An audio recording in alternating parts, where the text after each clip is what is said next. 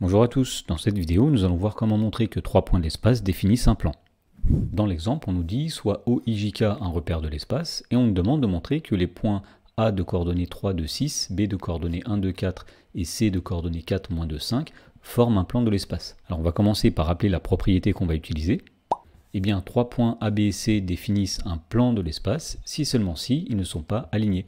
Autrement dit, ça veut dire que les vecteurs AB et AC ne sont pas collinéaires. Donc pour montrer que les points ABC de l'exemple définissent un plan, on va commencer par calculer les coordonnées du vecteur AB, les coordonnées du vecteur AC. Alors pour calculer les coordonnées d'un vecteur, eh bien on va utiliser une formule qui dit qu'on fait les coordonnées du point d'arrivée moins les coordonnées du point de départ.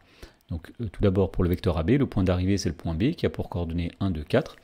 Et le point de départ c'est le point A qui a pour coordonnées 3, 2, 6. Et donc on trouve ici que les coordonnées du vecteur AB, eh bien c'est moins 2, 0 et 4. Ensuite, on fait la même chose avec le vecteur AC. Nous allons faire les coordonnées du point d'arrivée, c'est-à-dire les coordonnées du point C, qui sont 4, moins 2 et 5, moins les coordonnées du point de départ, c'est-à-dire le point A, 3, 2 et 6. Donc les coordonnées du vecteur AC sont 1, moins 4 et 1.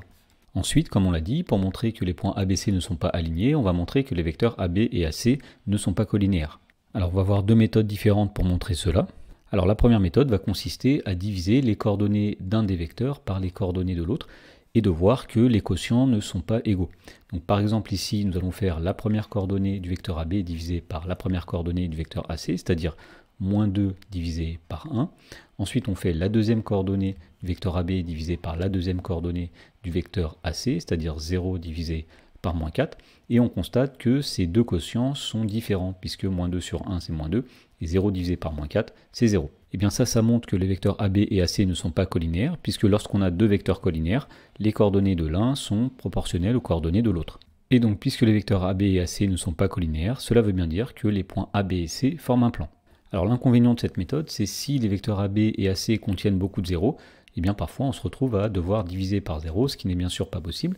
Donc on va voir une deuxième méthode pour montrer que des vecteurs ne sont pas collinéaires.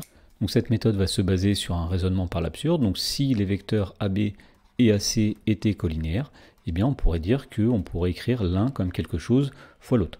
Autrement dit, il existerait un nombre réel t tel que le vecteur AB ce soit t fois le vecteur AC. Alors ceci serait équivalent au fait que donc, le vecteur AB, on sait qu'il a pour coordonnées moins 2, 0, 4, qui serait égal à t fois le vecteur 1, moins 4, 1. Alors ceci donnerait lieu à un système d'équations. Donc le système serait donc tout d'abord moins 2 qui serait égal à t fois 1, c'est-à-dire moins 2 égale t. Ensuite 0 serait égal à t fois moins 4, c'est-à-dire 0 égale moins 4t. Et pour finir, on aurait 4 qui est égal à t fois 1, c'est-à-dire 4 égale t. Bon, visiblement ici, on ne peut pas avoir à la fois t qui est égal à moins 2 et t égal à 4, donc cela est absurde. Et donc puisque c'est absurde, cela veut dire que notre hypothèse de départ était fausse, c'est-à-dire que les vecteurs AB et AC ne sont pas collinéaires. Et donc puisque les vecteurs AB et AC ne sont pas collinéaires, on en déduit que les points A, B et C forment bien un plan.